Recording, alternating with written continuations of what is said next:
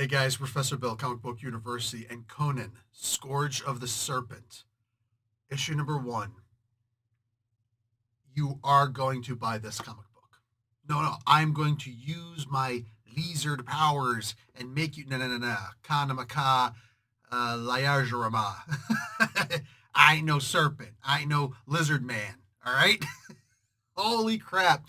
Holy crap. You are going to buy this comic book.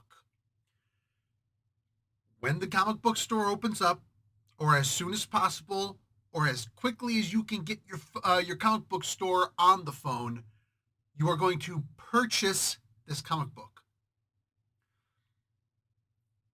Liking Robert E. Howard is not enough for this. Liking Howard Philip Lovecraft helps too. This is 3 different worlds. 2 different writers, not including Zub. Zubalicious, kicking the booty. All right? This blows my mind how incredible. Oh, I have no words. And yet I'm going to try and fill in a review full of lousy, stupid words that will never match how incredible this story is about to become based on what I'm looking at just in this first book, which I don't even think Zub actually wrote any of it. He did, but not really. I'll explain. Bear with me. Let's talk about who made this comic book. We'll go on from there. Holy crap, my peeps. Conan, Scourge of the Serpent, issue number 1. This is part 1, Stealing Faces and Finery. Remember, finery usually means like, silverware and small valuables, right? So the writer is Grim Jim Zub, and Ironclad Ivan Gill is the absurdly amazing artist on this. We got Jumpin' Jow Canola. Is that like cannoli? Because I love it. Anyway, color artist for this. You got Richard Starkings and Comic Craft's Titanic Tyler Smith doing the letters. And you know what? What the heck? Calamitous Chris Botera doing the editing. Guys, there is so much here. So I know for a fact that the stuff in here with King Kull and Brule, the Spear Slayer, I think it's the Spear Slayer, this is from the very first Robert E. Howard Kull story. Kull, a character who Conan was based upon and later became a descendant of. It was a fail.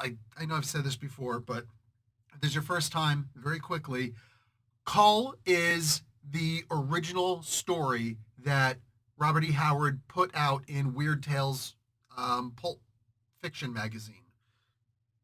He used to submit these stories and people loved them. They ate them up. And then one of the stories was the death of Kull. And it was just like a futuristic thing, whatever, and he was going to keep on making Kull stories. But they didn't like it. They're like, no, this is a wildly, insanely popular character. You can't kill this character. So, well, I wasn't trying to kill him. I was just trying to show how he's going to end. It's like, it doesn't matter. People are going to think you killed him. No, we do not accept this story. So he said, okay, fine. So he wrote a different story instead. And with this story, he wasn't just going to throw it away because it was really incredible. And he proved it because he changed the names of some of the characters. King Kull, he changed to King Conan. And this is the story of how Conan dies. Yeah. And then the rest is history. People are like, we want to know more about the life of this Conan dude. So he had to start making stories of Conan. Unlike Kull, he did not start off as a king, right? Kull started off as a king, in the stories at least. And Conan came from a completely different age now after a cataclysm and did his thing. This Kull story is from the original Kull story, and you could tell the breaks. Kull to me is a greater character than Conan. I know I love Conan to death, but the stories in the Cull comics, the lizard people. I think this is where we get the idea from, or he just took this idea that already existed. That there are lots of people out there. Think about V, the original television series and all that stuff. There are lizards who have dinosaurs who have evolved, and they're not as great in number as the humans, so they take on human faces, and they disguise themselves as humans. But there's a phrase, an ancient phrase that is within every single one of our minds. And once you unlock it, once you say it, or then it exposes, like it pisses off all the lizard people, and they automatically try to attack you. And it can even make them drop their disguise. They'd be so infuriated, and they themselves are never capable of actually saying it. So the phrase is ka namaka layajurama, however you're going to pronounce it, right? And just like the idea that he's got to uncover all these hidden foes, even within his own kingdom, within his own palace, absurdly good. And this story is directly from that original Cull story. The story of what is it? Oh, for crying out loud, Michael O'Donnell. So this is actually from an H.P. Lovecraft story, and I had to look it up to remember the name of it, and it's called The Haunter of the Ring. If you read this comic, you'll understand exactly where this is coming from.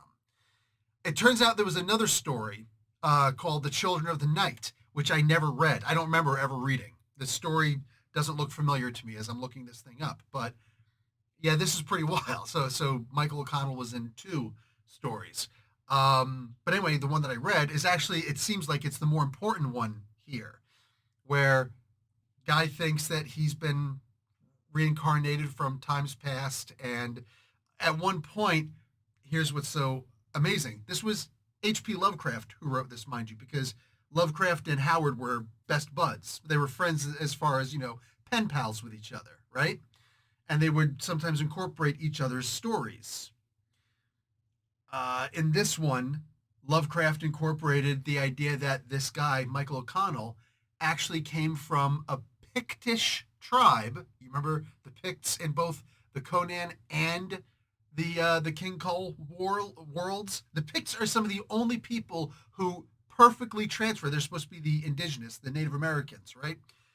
The Picts specifically are in both worlds. While Hyboria has some characters from the Cull world, but their names have changed and their customs have changed. The Picts are the only ones that stayed the exact same. That's both honorable and a little odd, but I love that. Love the freaking stories of the Picts, man. Sometimes they're a little bit loco en la cabeza, but holy crap, love the Picts.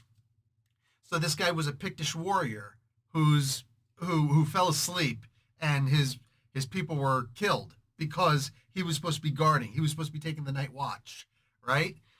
He was fire guard. We used to call him fire guard in the military.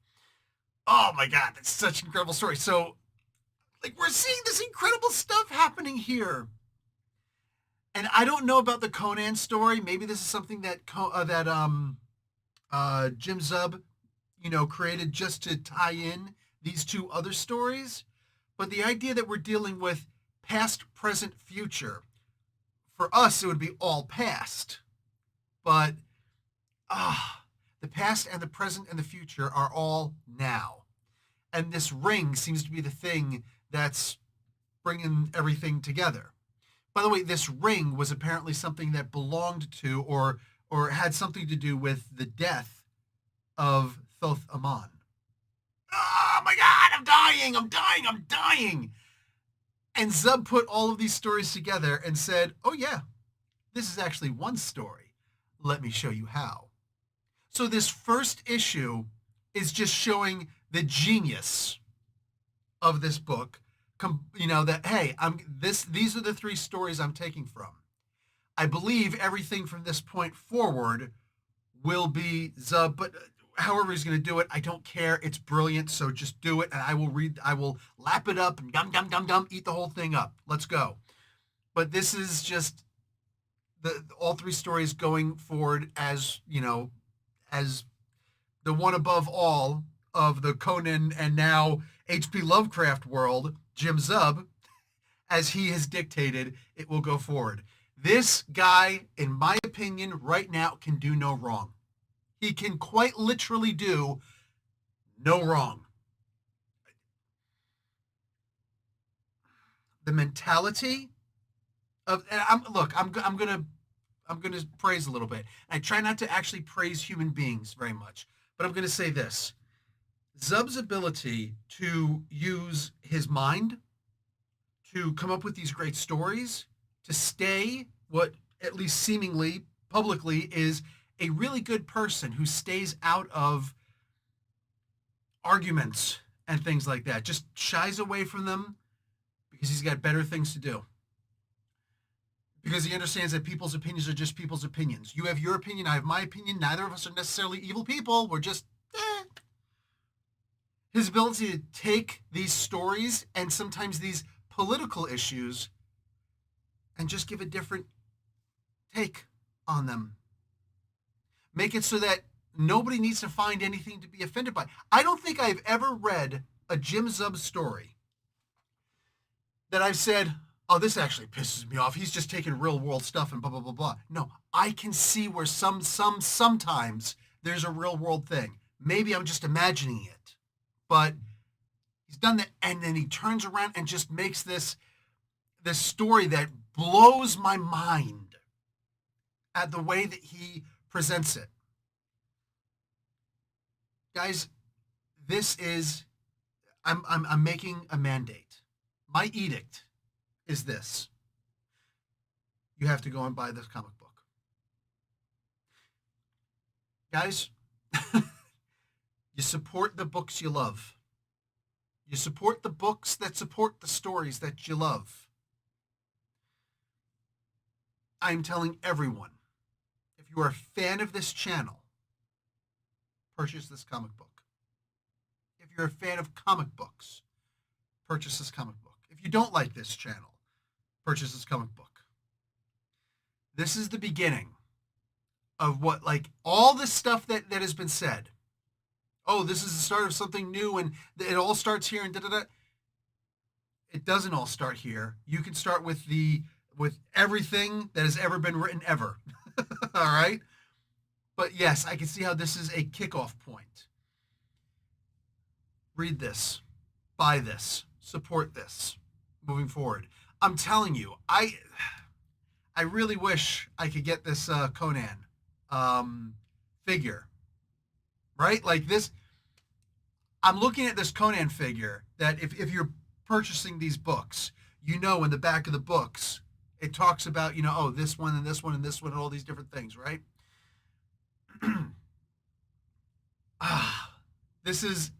This figure of Conan blows all other figures away. This could have been multiple figures. I just saw this in a newsletter that came out today. This could have been 3 different figures, but they made it into one. Man. Guys, there has never been a time better than now to be a fan of something other than Marvel and DC. All right?